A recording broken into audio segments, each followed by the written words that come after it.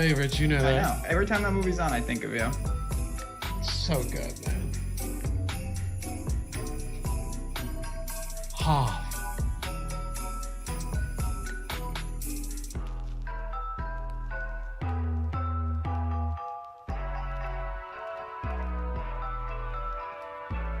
What's going on, everybody? Get in the holiday spirit. It is the NFL Strategy Show, powered by Awesemo.com. I'm Dave Loughran on the Twitters at Lafayette_D, LOUGHY_D. With me, as always, Ben Rasa at Jazzraz DFS. I don't want to say it, Ben. I don't want you to take Jack of all trades. I didn't know that could even be a bad thing. It can, because it's, Jack of all trades, master of none, but I'm giving you the title Jack of all trades, master of some. And I think that's I'll take what I can get. Pretty respectable. Also, Sal Vetri, the man has his fingers in many pies, as I've heard many people say, on Twitter at Sal Vetri DFS. What's going on, brother?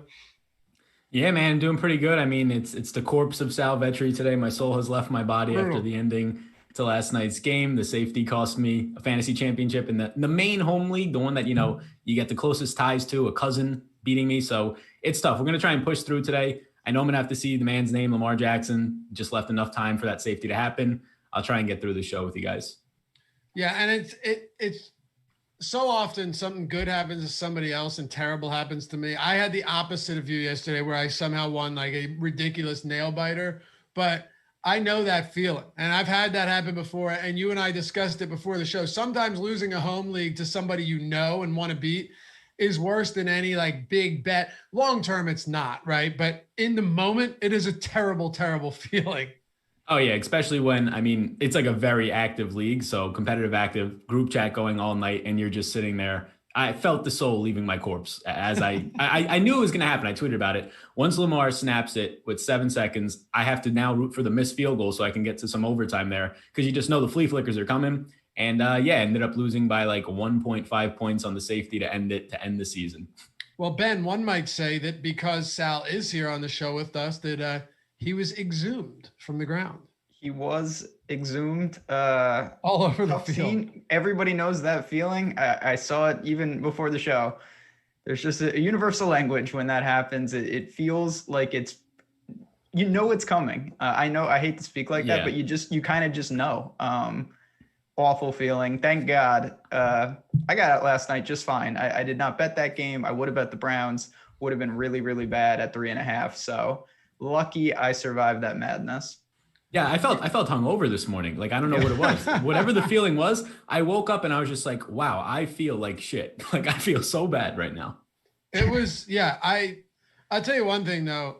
The whole poop gate, dump gate, shit gate, whatever you want to call it with Lamar Jackson, I want to give credit, Ben, to whoever labeled his injury a cramp, because it could have been factual. It could have been legitimate, because we get legitimate stomach cramps sometimes, and you have no choice but to run to the bathroom, right? So everyone's thinking he's got a leg cramp or something.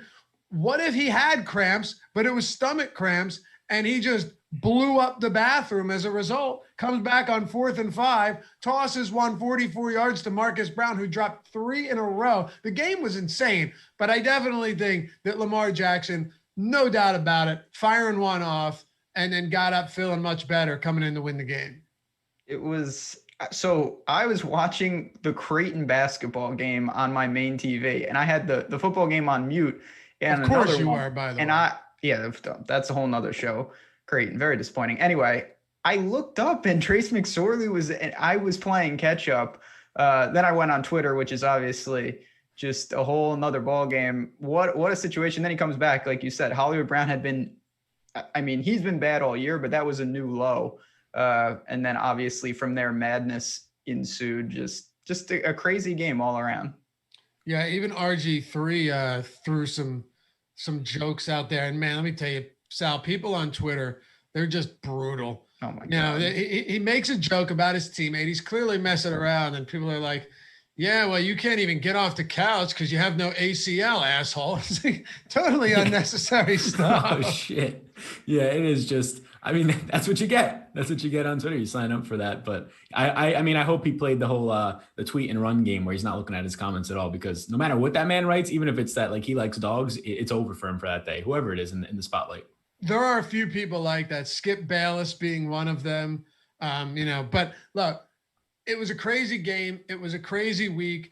And I think it's time to move on to week 15, because I'm telling you right now, Ben, I know you and I both, the 13 game slates, they can be exhausting, right? But I'm telling you, through the preliminary research that I've done, week 15, I won't say at first glance, but after my first take across all of the positions, this might be my favorite slate to talk about since the beginning of the season. I mean, you've got 3 rookie running backs in spectacular spots. You've got a ton of different quarterbacks to decide from that are all in favorable positions. Derrick Henry could crack 2,000 yards if he averages just over 150 yards per game, and he's got Detroit, Houston, and Green Bay coming up on the schedule. There's just so much to love about this.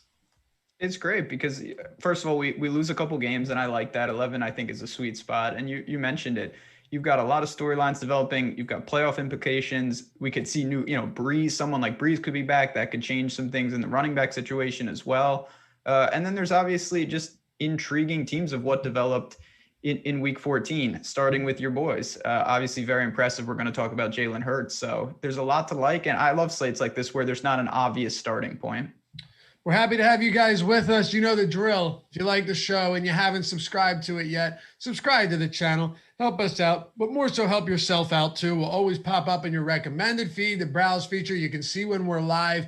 Very simple process here, but if you like what we do, we've helped you along the way. You're in the giving spirit with the holidays coming around, and you just want to benefit yourself as well. Hit that subscribe, help us get to 50K. And if you hate it, well, you can unsubscribe and never have to hear from us again. Hit that thumbs up as well while you're at it. Sal, let's get into it, man. We've got 4 positions we're going to touch on. And then, of course, at the end, we'll close it out with our cheap defensive play. We don't like to spend time on defense. It's pointless, but it's always fun to give one sub 2,800.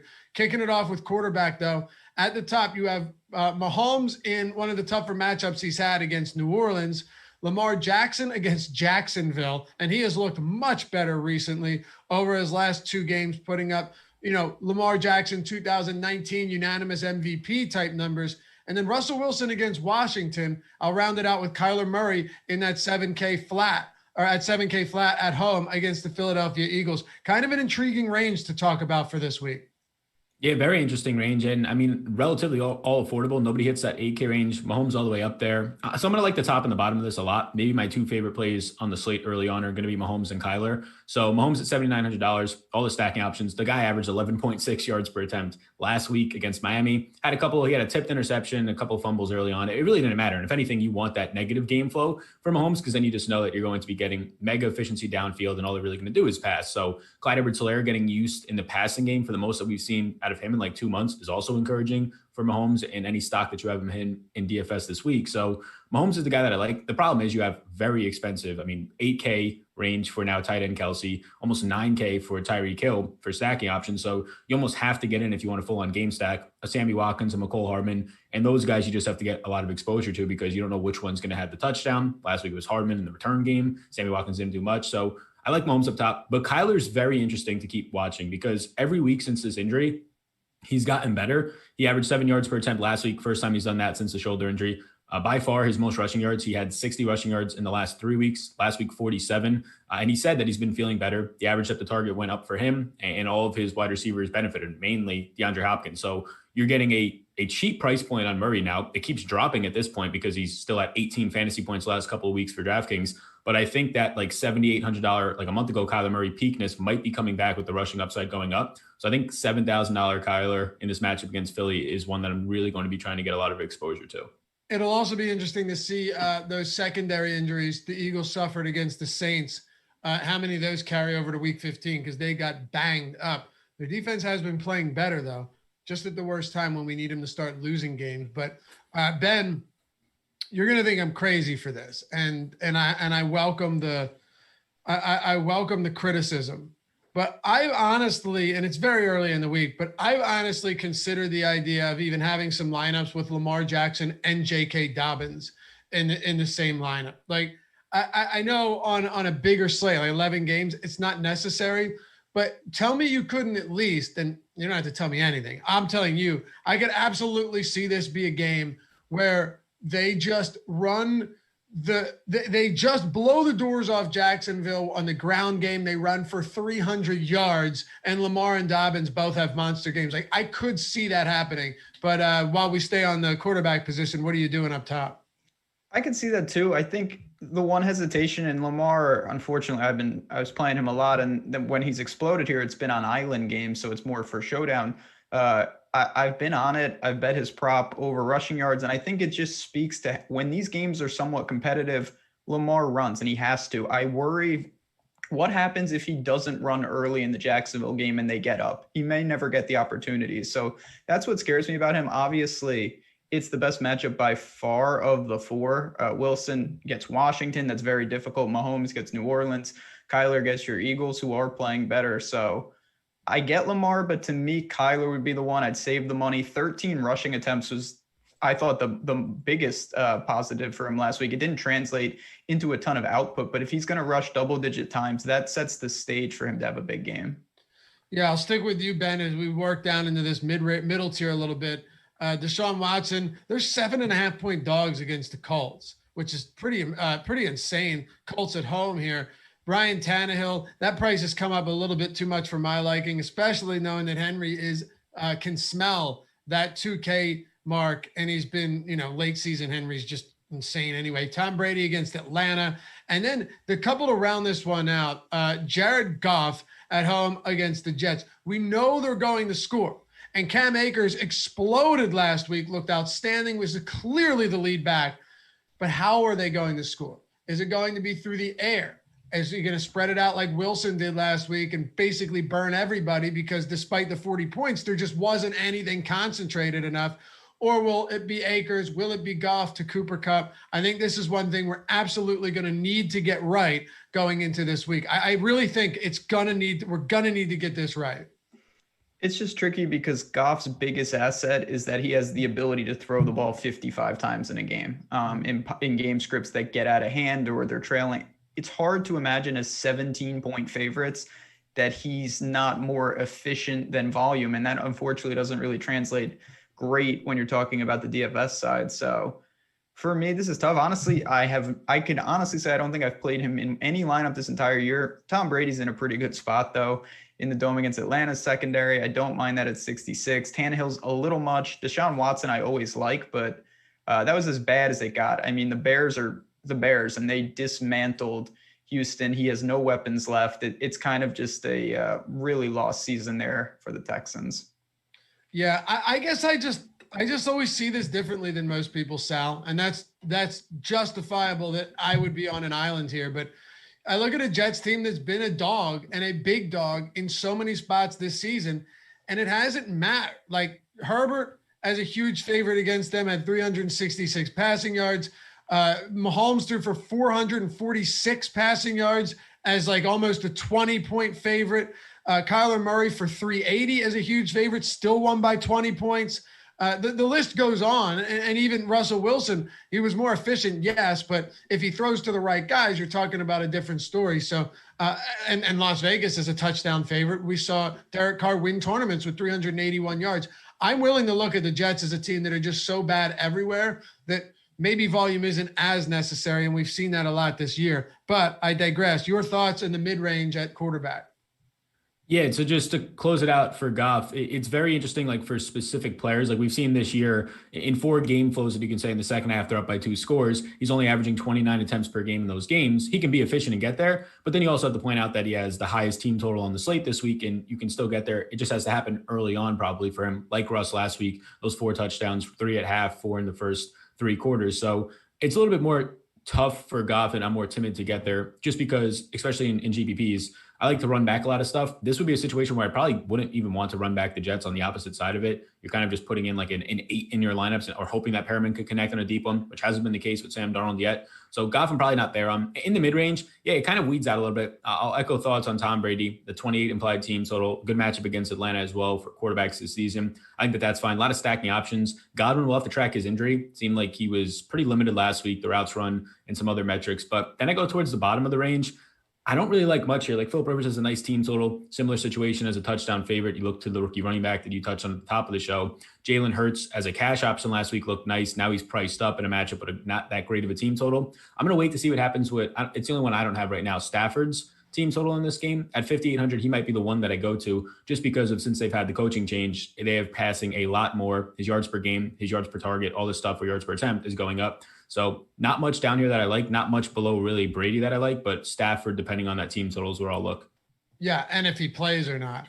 I think Stafford could be in a great spot this week. I have him too as someone I'm willing to consider, but I saw that he's in jeopardy of potentially missing the game, so it's worth paying attention to. But yeah, I like that. Ben, Matt Ryan is down there. He's been really bad lately, and I wasn't sure just how bad he'd been until I looked. You know, in divisional games this season, I guess it doesn't matter, but I found it interesting when I was going through some numbers. He's averaging 12 fantasy points per game in divisional matchups. Not great. Alex Smith, if he plays, has Seattle at $5,000. What do you say about these guys sub 6K? I mean, it worked out last week for me. I'm going to Trubisky if I have to go down here again. He finally put it together, and this is a guy, like I said, a lot of the criticism is warranted, but the ceiling remains intact. And against a Minnesota team, obviously there will be no weather issues. 5,500, I feel pretty comfortable. Obviously, this is an elimination game. Both these teams absolutely have to have it. I expect north of 30 passing attempts.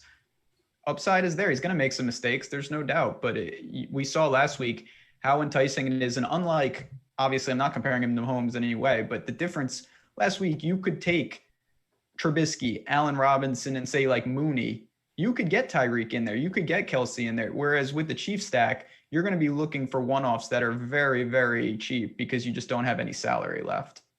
All right. Sal, you have anything else at quarterback worth touching on before we talk running backs here? Yeah, no, not much. A lot of these team totals are basically like all of them are at like 22 or below. Nick Mullins has a decent one against Dallas, but I'm not going to be going to Nick Mullins. Okay. Yeah, and we'll pay attention to a couple more of these guys throughout the week, whether or not they're going to be on the field.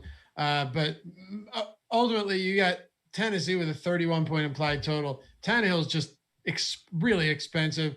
The Colts are up around 30. I saw some chatter in our chat about someone like Phillip Rivers. I'll just go back to you one more time on this, Sal. Is 5,900 on Rivers worthwhile to pair with, say, a T.Y. Hilton, who's actually played significantly better football lately and now has 3 straight games where you're looking and saying, where was that all season? Was he not healthy? Who knows? Is that something you're willing to look at? I just questioned the ceiling on it. Like, I don't think we've seen a 30-point performance this year. I think we've seen one over 25. So that's my main issue. But yeah, I mean, if you're just looking for anybody really below like the Goff or Brady range, Rivers is one of the 3 guys that I have started. All those guys are there: Hurts, Rivers, and then Stafford, depending on if he's going to play. So if you're just looking to save some money, I do think that's one way to do it. Is a very beneficial matchup against the Texans. But again, the ceiling there, like if he scores you 20, you're very happy with that for Rivers, but you're probably not doing much in GPPs if that's the case. What about you, Ben? Anything else? No, I mean, I do think that some people, and rightfully so, may have some interest in Jalen Hurts just because of that rushing ability. We saw it last week. I just worry exactly about what we get there. I think it could be a slow, methodical game in a lot of ways. And even on Kyler on the other side, that's one of the red flags. But I'm not sure I'm going to get to Hurts, even though it was very impressive what he did last week. It certainly was. I don't know how I feel about this matchup, and now the teams have a little bit more film on him, which I really think makes a difference once you start talking about guys like Jalen Hurts. He can run, but what pissed me off the most is that Doug Peterson all season long didn't adjust or simplify the game plan. And then you get Jalen Hurts in, and he's like, all right, let's run more screens. Let's take the small yardage when we can get it. Let's go to Miles Sanders. It tells me that Doug Peterson still thinks he's working with an Aaron Rodgers-like quarterback and wins, and it's not the case. So I think if they're going to simplify the game plan, Hurts is going to be able to have some solid efforts. And look, he threw the ball away. That was strong. He didn't take bad sacks. He can scramble, and he took the small yards when the defense gave it to him, and it resulted in a win. So you could have done a lot worse. And as long as Doug doesn't start doing some crazy, stupid shit with the play calling like he's done with Wentz, then I think Hurts is still viable, because anyone with legs like that is capable of making things happen. All right, Sal, at running back, you've got Derrick Henry, $9,500, coming off another monster game. So now he's got two of his last 3 games have gone 39 plus DraftKings points. He has 5 touchdowns over that span. He's just patently absurd. 178 rushing yards, 215, 133, 103. That's 4 of his last 5 games. The only one where he struggled was against Cleveland when they were down so early that he was phased out. But he needs 156 yards per game. He's got 3 cake matchups to hit the 2K mark. But that still does not get us to the conversation about what do we do at $9,500 for Derrick Henry this week against Detroit. Yeah, it's an ownership game, and I think ownership will be there on him this week. I mean, 15 to 20%. You have 2 less games on the slate because of the 2 Saturday games this week, so you don't have to worry about it getting a little bit spread out, and just recency bias. So Derrick Henry, it's a pretty similar stance for me, although this is maybe a little bit altered because we saw it last year when he needed to average like 165 yards a game or something for like the last 5. Didn't do it to get to 2,000, but they were like actively feeding him. They were campaigning for King Henry 2K, like on the Titans Twitter, in the coachings, or in the locker room. So they're going to be trying to get this guy the ball as long as they're ahead. So 30 attempts are definitely in the cards for him. So against Detroit, it's really tough to see a lot going wrong, especially if there's no Matthew Stafford. Chase Daniel is not going to keep Detroit in a situation to play with a lead or a massive lead like you saw in Cleveland with Baker phasing out Derrick Henry. So it's going to be really hard to get away from it. In cash, I probably don't really need to get there if you have any other value types of running backs with outs as well, like a Dalvin Cook, even for $500 less. But in GPPs, I mean, the upside that he brings you if he has these 30 touches is the 40 burgers that you saw like last week. So I think Henry is somebody that I don't normally do. Is I like one lineup of Henry last week. That didn't do well. But I probably am going to prioritize him more this week, assuming that he's like less than 20% owned. How about you, Ben? Yeah, I mean, it's always tricky just because on paper, to me, he always seems like he just has less outs than everybody else just because of the way he does it. And when you look, you're just like, I literally need multiple touchdowns and like 150 yards rushing. And it's tricky. Obviously, last week I was under, had a little, and he got there at 95. The path gets even more narrow. Ownership will, I hate to take the cop out, but ownership will dictate it. If he's very, very popular, I don't think I'll be able to get over. I think that I'm willing to save some salary, save some money, and go elsewhere. But, you know, if I can and I have the money, it's Derrick Henry. We saw last week he can crack 200 yards in any game. The matchup doesn't get any better than this. The game script doesn't get any better than this. Okay, so then what about the rest of the guys up top here? This is what's been so crazy lately. You have Derrick Henry at 95, then you have Dalvin Cook at $9,000.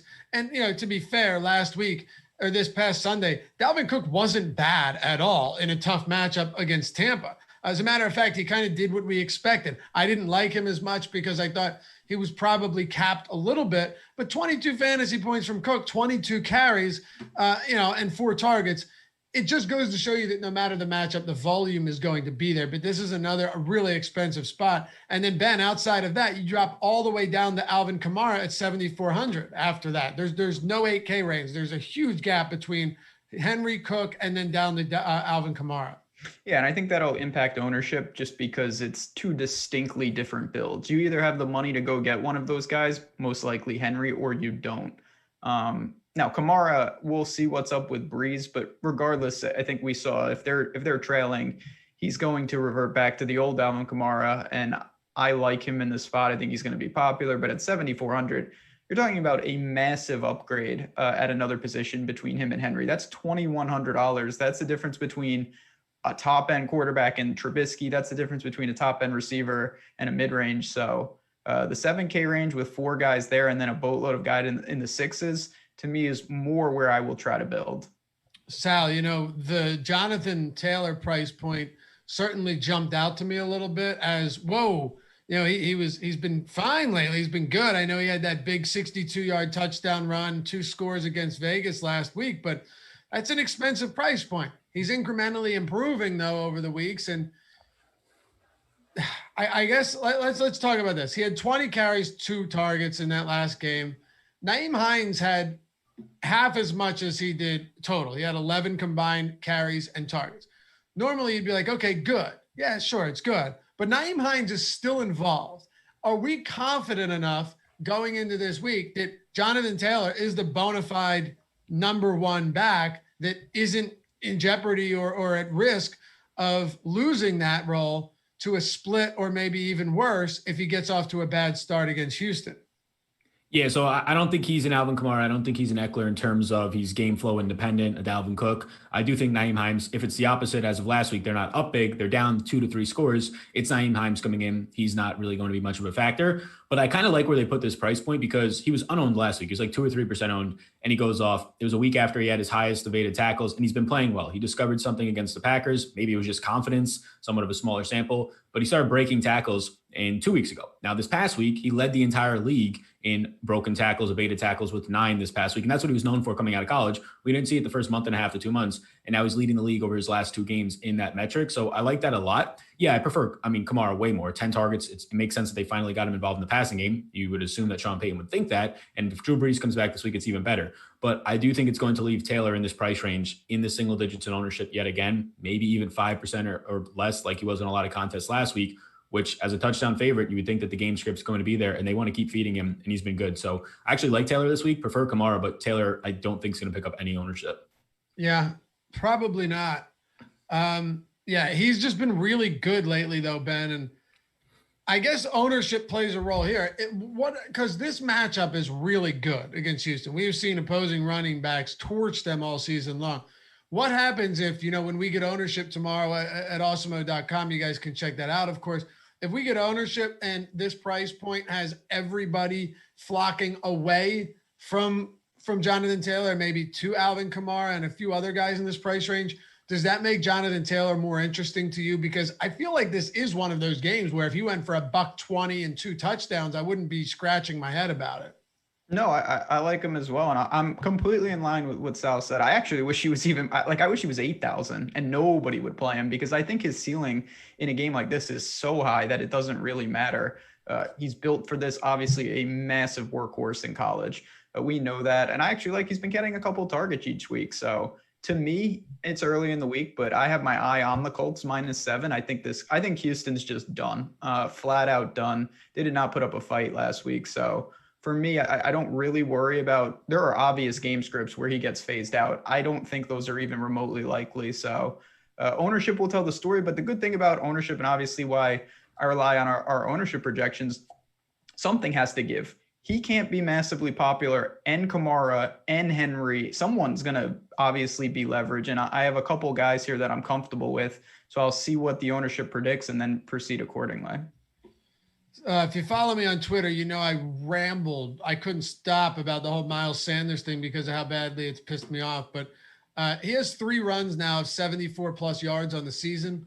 Of the top 10 longest runs this year for running backs, Miles Sanders has 3 of those 10. Sal, but Doug Peterson and these guys refused to use him at a consistent enough clip. I bring that up because we know the explosiveness is there. The upside is there, but it's 6,900, even though he's coming off a monster game and another 82-yard touchdown run.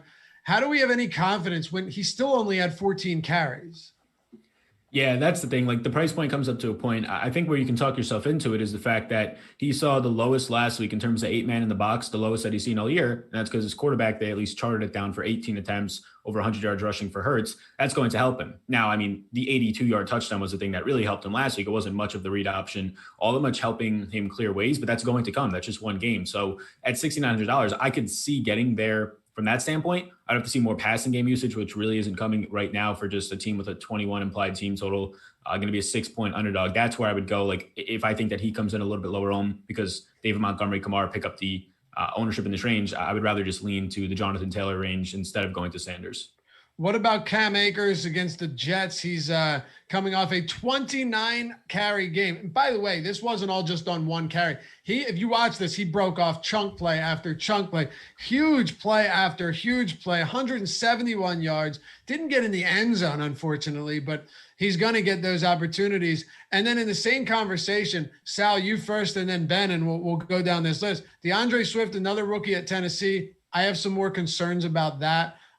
But the last one is J.K. Dobbins against Jacksonville. Mark Ingram was basically not on the field at all yesterday. The transition is happening. J.K. Dobbins very likely about to take over this lead back role and, of course, be spelled by Gus Edwards. But still, there are some good rookie spots this week. What do you say from that 59 and up range all the way to Cam Akers? Akers is going to be the one that I like the most. Outside of just game script, 17-point favorite, the highest team total on the slate. Everything looked good last week for him. The obvious one's the usage. Darrell Henderson sees like 2 carries, doesn't run any routes. Malcolm Brown only runs 4 routes, sees a target, no receptions. So Cam Akers was the pass catching back, 17 routes where they didn't really need him to do much there, but saw a couple of receptions. And then he was second only to Derrick Henry last week. Henry just had a ton of yards overall, but second only to Derrick Henry in yards after contact, which was his forte, very similar to Jonathan Taylor in college coming out, right? He had to do pretty much everything on his own because he had a terrible offensive line. And now we finally got to see it, the full workload. He was banged up for that first month and a half of the season. Then he wasn't playing at all. We don't really know still what was going on there, if it was injury related, but he finally got to do it. I don't think they're going to be turning back now, barring any type of an injury. So Akers is the guy that I like the most. Yeah, DeAndre Swift is tough. He ran routes. They said that he was going to be limited in that game. Seemed like he was, but saw a couple of receptions, the goal line touches. That's the thing that's nice for him. He's still getting these goal line carries, the 2 goal line touchdowns that he had, getting those receptions. So for DraftKings PPR format, he's getting all the touches you really want. But if it's Chase Daniel out there, how often is he going to have those opportunities on the goal line? So we'll monitor and see that. Dobbins, I'm still skeptical on just because of how often they use Gus Edwards. Gus Edwards is a top 5 running back on goal line carries and inside the 5 right now in the NFL. That's concerning. Obviously, Lamar Jackson, you saw rushing a couple last night as well. So I just question the upside of a guy like Dobbins. I think it's kind of baked into the price, but Akers will be the one guy that I prioritize out of all those rookies in this range. Yeah, Ben, the way that I plan on playing Dobbins is if everyone is prioritizing Cam Akers and, justifiably so, and a bunch of other players in this range, and Dobbins just goes overlooked because the concern is his volume. But not thinking about the fact that against Jacksonville, there might be enough to go around, whereas you could see Dobbins and Edwards, even with Lamar Jackson there, getting a combined 30-some carries. If he's coming in very under-owned, which I could actually see being the case, Dobbins will be very, very high on my list. Who's high on your list in this range? And feel free to work it all the way down to 5K. So, yeah, not unfortunately, but I'm in line with the field like everybody else. Cam Akers sticks out for obvious reasons. Dream matchup, just fantastic. Didn't even, as you guys mentioned, didn't even find the end zone, or it would have been much bigger. Just a dominant performance. So he's going to see that type of volume in this game script. It's hard not to like him. Dobbins, I think, again, it's all ownership dependent because his floor is very unstable because there's so many guys. But you're directly leveraging off Akers. You're directly leveraging off Lamar Jackson if he's very popular. Like if Dobbins has randomly, and it's very unlikely, like 3 touchdowns, it's a lot more likely that Lamar has a pedestrian game on the ground unless they really run it up, which, again, there are scenarios like that. The rest of this range, though, I kind of want to wait and see. Ronald Jones apparently is having surgery, but he's, as far as I know, somewhat good to go. I saw he's not expected to miss any time either, yeah. So, we'll have to see how the Tampa Bay backfield shakes out. Obviously, Atlanta's a team that you can attack. I don't see a ton else, though. You've got Edwards-Helaire there, McKissick. These guys, I'm not staunchly opposed to the plays, but they certainly aren't jumping out at me in any way. How about you, Sal? That 5K range down from Dobbins. I had a couple guys written down. Nothing that I'm enamored with, but I think I'm going to throw one at you, which this one most people are not going to like this. But if Raheem Mostert sits, we've seen that Jeff Wilson is actually Kyle Shanahan's primary ball carrier in these situations. I'm telling you, we saw it where everyone was on. Sal, what was the guy's name that they brought in off the streets? Hasty. Who? Hasty. Michael Hasty, yeah. Yeah, thank you. And then Jeff Wilson had that huge game and then gets put on the IR. He's 5,100. Coleman got like no work last week. I don't think McKinnon got any either. I'm pretty sure that Mostert and Jeff Wilson essentially split snaps down the middle. If he sits, which is very possible, he's getting more imaging on his ankle or whatever it is this week. I might actually have some interest in Jeff Wilson, even at 5,100. What are you doing with value at running back, Sal? Yeah, I mean, there's like a lack there of it. So like, yeah, if Jeff Wilson's going to be the guy, then you could even start to maybe see some more Jerick McKinnon, although he seems to be like being a doghouse at this point. That's where you can start to see some other value options opening up. David Johnson's potentially can return this week. He didn't have COVID. He was a close contact. Duke Johnson got concussed, came back, played one snap, never touched the ball again. Don't know what was going on there last week. So that backfield all year long has been just a tragedy to try and figure out. It's like you get 8 points every single week because of injuries and whatnot. So there's not much down here. Like, I actually do think we talked about all the rookies. It's funny. I actually do like Clyde Edwards-Helaire at 5,800. The issue for me is I'm probably going to want to get to Mahomes. We'll see how much I can get with the expensive stacks of Tyreek and Kelsey. And I don't normally stack up running backs with their quarterback, but Clyde Edwards-Helaire coming off of 22 opportunities, the most that he's seen since week 8. It was very good to see the way that he was involved both on the ground, breaking tackles, and in the passing game. So at 5,800, he might be like the cheapest guy that I actually have a decent amount of interest in. The only other thing is I'll track David Johnson. If he comes back at 5,100, you're probably getting like 12 to 15 touches out of him. And any other value here at running back? We're early in the week, of course, 11 games, but this is one of those shows that I think sets you off at least on the right foot when it comes to roster construction. And sometimes you got to pull that value out early in the week, but many times it's later in the week once we start getting injury reports that we can really drill down on it. Right now, absolutely. For me, there is no value. If this is how the slate, if this was Sunday, I wouldn't have a running back below like 5,500. Now, if Ronald Jones sits and something opens up, definitely. But that I'm right in line with you guys. I'm going to have to pay up. I just don't see a lot of position.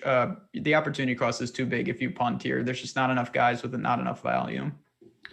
All right. We got wide receivers right now. But before we do, I think you guys have seen it. It's even at the bottom for $1.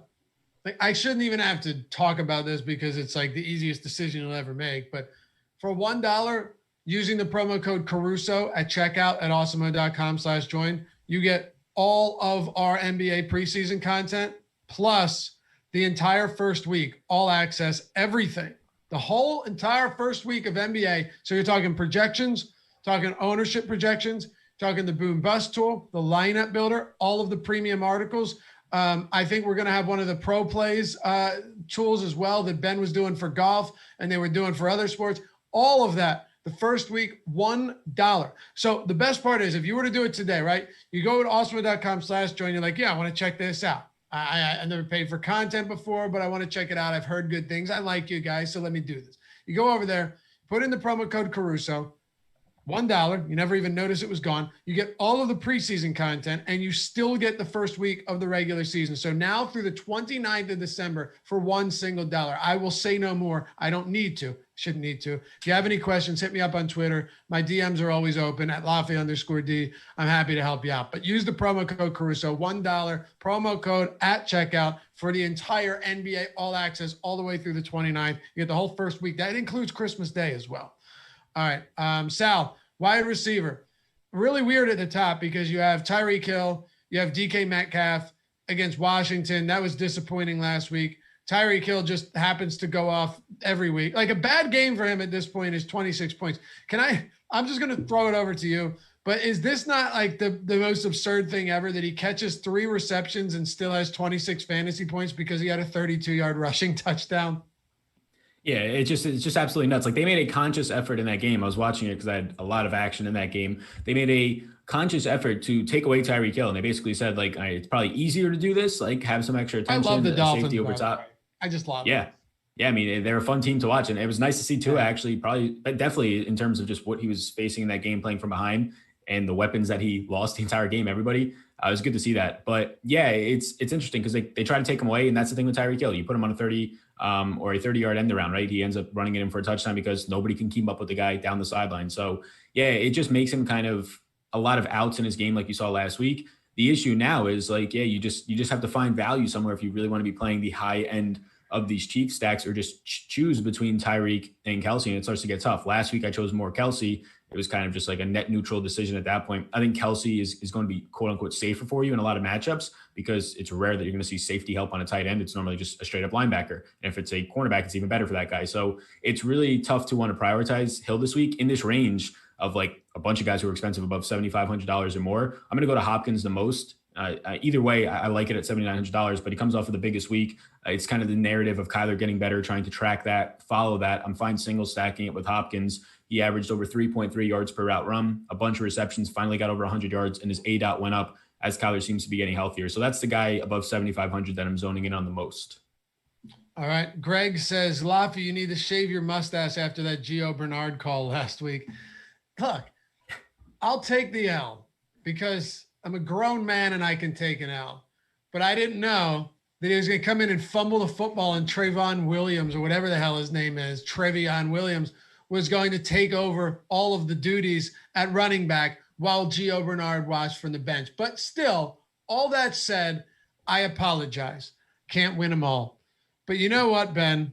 Apparently the Kansas City Chiefs can, because no matter how good that Miami Dolphins defense is, Mahomes had 2 interceptions all season and then got picked off 3 times against Miami. No matter how good they play or how well they played him, this team, Mahomes, Kelsey, Hill, they're so resilient that they still dropped 33 points and got the win. They seem virtually unstoppable at this point, but Tyreek Hill is very expensive. So is DK Metcalf. So is Calvin Ridley, all of them north of $8,000.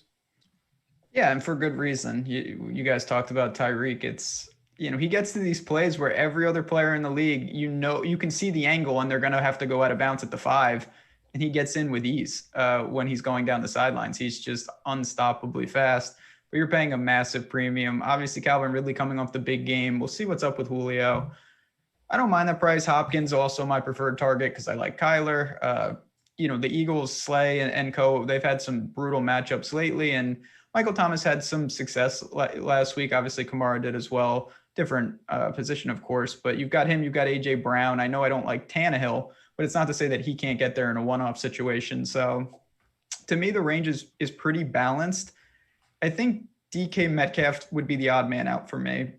Just too expensive. And I really respect what Washington's doing, especially in that front 7. So do I. I'm not going to argue with that at all. They've played phenomenally.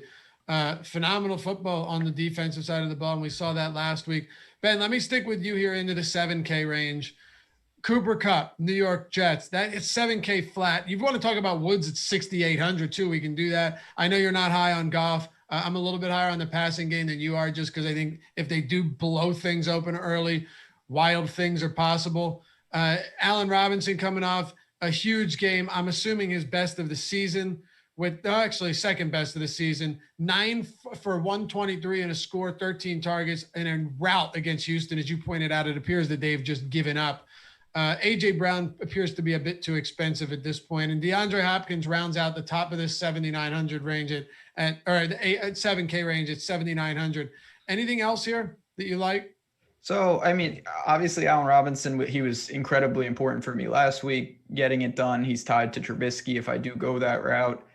The other guys here are difficult for me. I mean, we've seen time and time again this year, Jefferson and Thielen, they've been part of Cousins stacks and success, but Bears defense is still very strong. So I don't know if I want to allocate, if you play both of them, that's 14,500 and just for those two. Obviously, you're going to add in Cousins. To me, you're not getting too much of enough of a discount to do that when you could make stacks with a much better quarterback for the same price. So Kupp is a one-off, Robinson. Those are the type of plays I'd rather attack. What about you, Sal? Yeah, I think that I'm probably going to go. I mean, in this range, the guys that I like to just stand out, maybe even as cash plays, but Robinson and Michael Thomas. Thomas is a guy that I really like. It only gets better if Breeze comes back. You're seeing the catch rate and really chemistry with Taysom Hill fine. Caught 100% of his passes last week. Has a very strong floor. And if he finally starts finding the end zone, if Taysom Hill is going to throw more touchdown passes like he did last week, that only helps Thomas even more. So he's probably my favorite guy, maybe in this entire 7K or above range. But Justin Jefferson is the guy that I look towards as like a one-off. If I have a stack already, if I'm just trying to get different and allow a lot of upside into my lineups, he's been quiet as of late. He's still getting the volume at this point. If you face pressure, that's the concern for just Minnesota with Kirk Cousins. He's been very good in a clean pocket, the number 2 passer in the NFL. Under pressure, he becomes around a little bit below league average. So that's the concern which you're going to face this week against Chicago with another pass rush. But 13, 12, and 8 targets for Jefferson, and all of those basically are upside targets downfield. So he'll be the guy that I assume goes lower owned with Thomas and Robinson right there, and I'll be going to if so. So, Ben, I'm going to pose a question to you, a game theory question, a strategy question. Every Monday, Adam Scher, Josh Ingham, and myself do the Monday morning quarterback edition. We recap everything, but we look at everything on Fantasy Cruncher, the lineup study, and we look over what worked and what didn't. I'm telling you, it's super valuable. You should join us. It's like a 30, 40-minute show. We get everything in and make it well worth your time. So yesterday, well, a couple weeks ago, we pull it up, and the Millie Maker winner and I think the slant winner, one or the other, but both large field tournaments, had Adam Thielen and Dalvin Cook, no quarterback, right? No Kirk Cousins. Last week, we saw one that had Henry Ruggs and Darren Waller with no Derek Carr. Now, Derek Carr had a huge game, so that might not be the best example. But this week, the Millie Maker winner, had, ready for this? The winning lineup was 40 Fortner. He had Derek Carr, David Montgomery, Derrick Henry, A.J. Brown, Nelson Aguilar, Allen Robinson, Mike Gesicki, Tyler Eifert, and Cowboys defense. He had 2 scenarios where he played running back, wide receiver from the same team and no quarterback. That's insane. And I'm thinking this week, maybe with the Rams, we'd be remiss to overlook or to not mention the fact that a Kupp Akers or a Woods Akers lineup could actually make a ton of sense given the spot that they're in. So that's first of all, let me just throw my support behind the Monday show. It's so natural to turn the page and immediately look to the next week.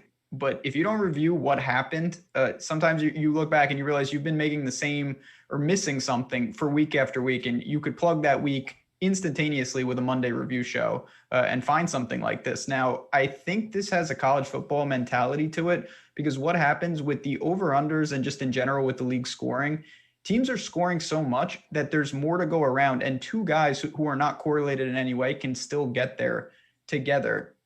Then you add in that there are more mobile quarterbacks that can get production on their own, and it becomes a scenario where it's not as tied to stacking. Now, I still advocate, of course, that you're going to want to stack in there, but you can still capture 2 teams.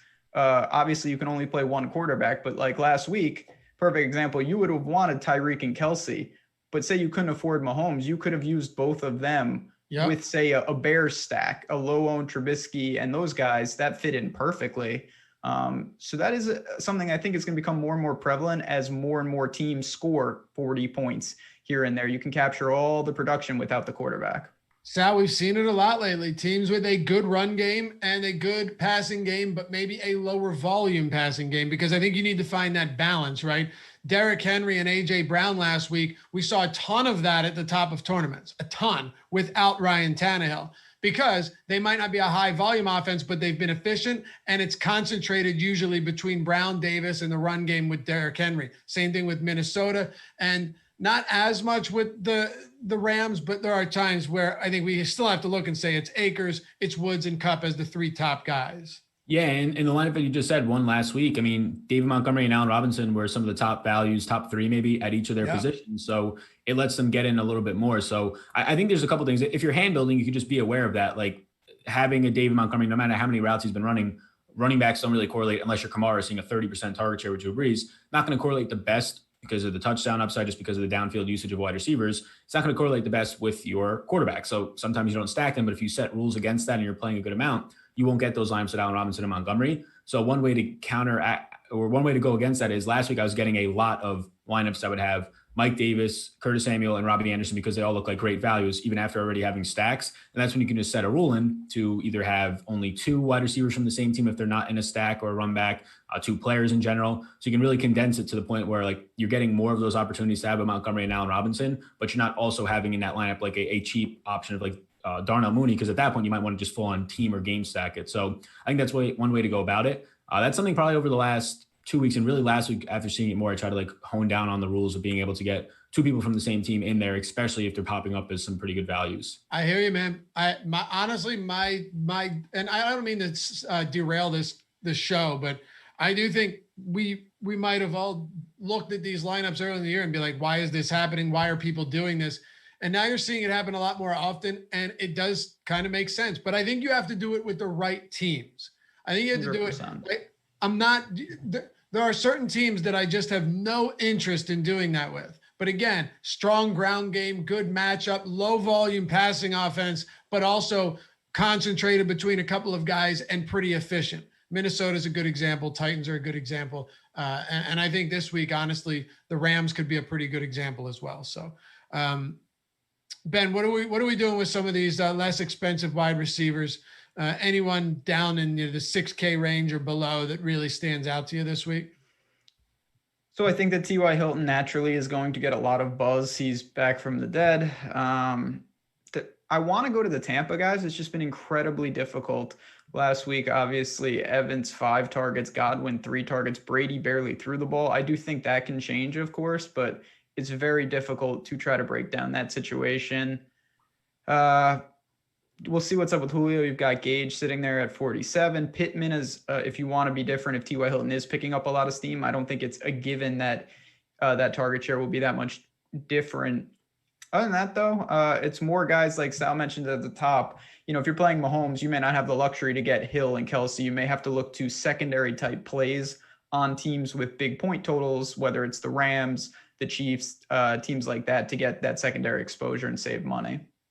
So, Sal, talk to me about T.Y. Hilton here. He's had 3 solid games in a row.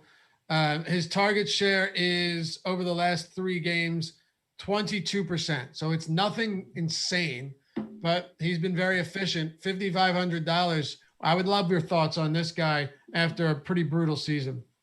Yeah, I mean, the matchup is what's really good here, especially if you're going to get any type of volume, but I don't think I'm going to be getting there, even though it's a fair price point. The separation, so this is the thing for me, the separation for T.Y. Hilton all year long was one of the worst in the league. And even over the last couple of weeks on Next Gen Stats, it's not changing all that much. So it really is just, we had a bunch of games where he wasn't great. Maybe he's regressing now, finding the end zone a couple of times. A big play against Houston gets in the end zone. I don't want it to really change all that much of what I'm thinking about T.Y. Hilton here.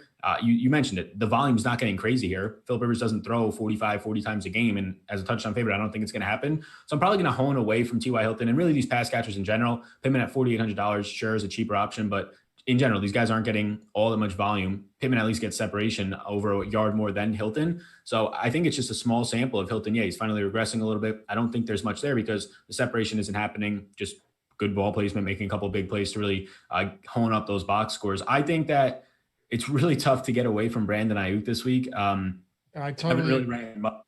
But yeah, 6,300, 5 games now in a row where when he's healthy, he scores over 20 fantasy points. Deebo Samuel's probably done for the year. They said it was pretty brutal of an injury for his hamstring. Does not seem like he's going to step on the field again. And this guy's just going to get fed targets at this point because they have nobody left anywhere. Obviously, no Kittle still, unless it becomes a game like the Ravens where they could just run all over Dallas and have to throw like 15 times. I think that you're going to say Ayuk seeing double-digit targets and a lot of upside against a Dallas defense that is still not good.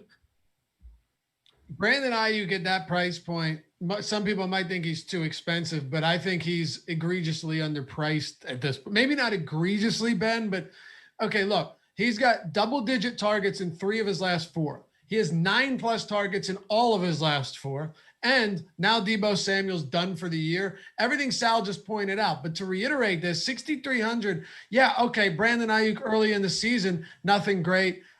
Injuries, plagued by just poor team play, COVID, and of course, quarterback injuries. But when you're seeing this type of volume, and now you've got the Dallas Cowboys, 6,300 seems like a steal.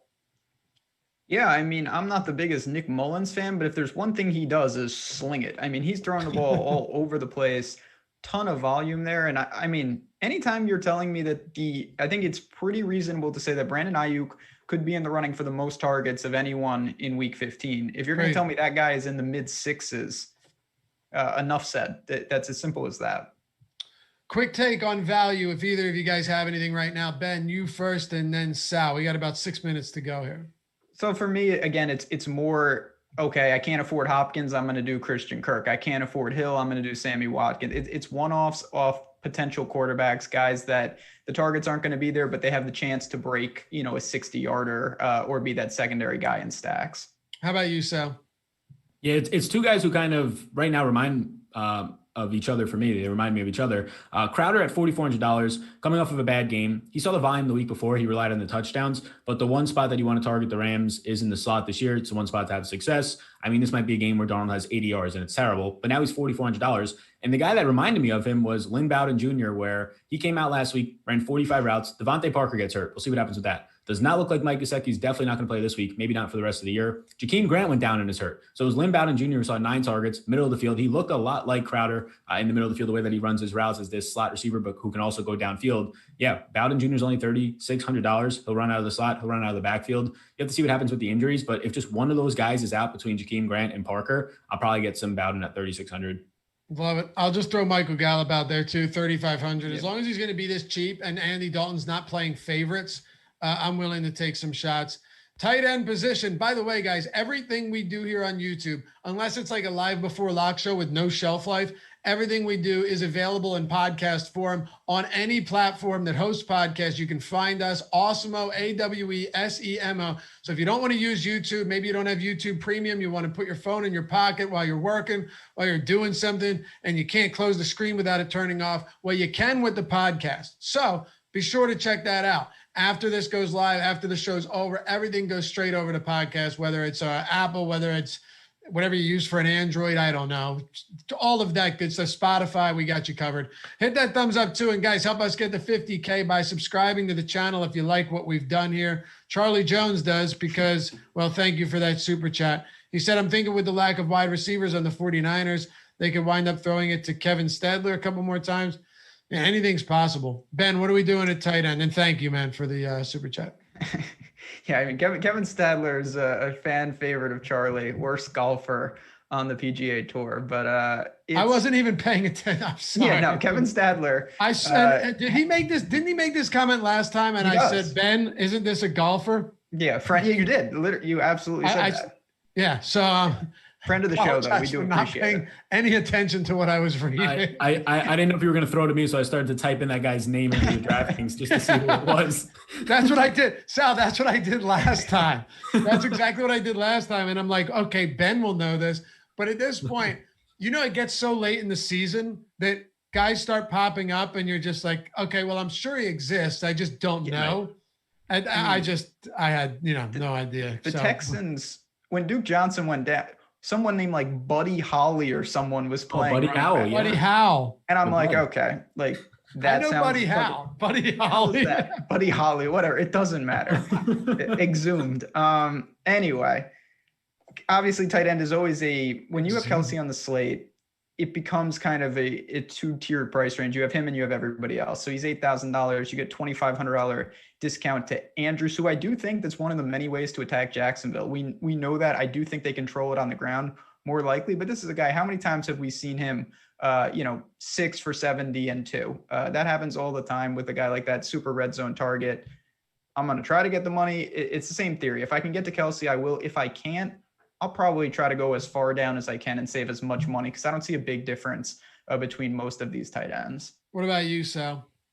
Yeah, a lot of it's going to look very similar to that. I mean, and Kelsey up top, if you're not going to go there. I mean, Hawkinson, since Galladay's been out, has been very good. 7 or more targets in all those games, seeing a lot of touchdown usage as well in each game. So Hawkinson stands out to me. And then a lot of guys just look like you're probably going to get 6 targets out of them. Logan Thomas, Cole Kmet, another 6 targets, over 8 fantasy points. He's just $3K. That's interesting and at least appealing. Tyler Eifert ran 36 routes last week. I mean, he's just playing nonstop. It's just, does he get the usage? Probably not. So I'll lean to Cole Kmet there.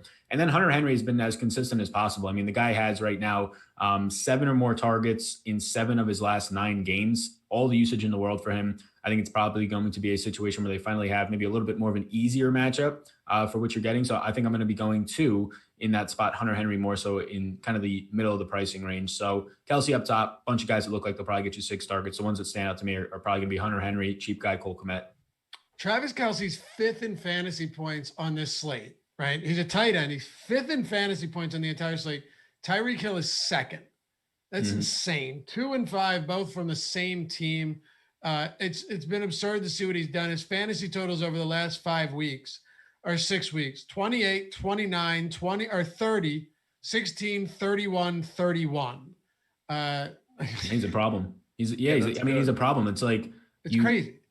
when he's that involved, I mean, everything he's doing, he's picking up 20, 25-yard chunk plays. It's hard to take that away when you have to put a linebacker on him. You're not going to put like double coverage on that. And he's very smart. I was listening to a podcast of just how he plays the game. Like him and Mahomes have a chemistry where basically like he's not going over the middle of the field unless it's like a game-winning play to get hit. So like a lot of his routes will lean to the right side of the field, which a lot of linebackers play towards the middle of the field. It was very, I would say, insightful to listen to. But yeah, that's the issue is like, can you win unless it goes nuclear with 6 total touchdowns from Mahomes and they're all going there? Can you win with Mahomes or what is the margin? Kelsey and Tyreek. Last week you couldn't, and they all had a very good game. You couldn't like win full-on tournament. What are you putting in around them? Yeah. I mean, a lot of my lineups I had separating it up with picking one of them. A lot of them, some had both, but picking one of them, Sammy Watkins and Hardman. And like some of them did fine, but they were nowhere near getting to the top of the leaderboards. And that's a week where Mahomes has 30, Kelsey has 30, Hill's in the high 20s. It's just tough. You need that Watkins like 20-point game, really.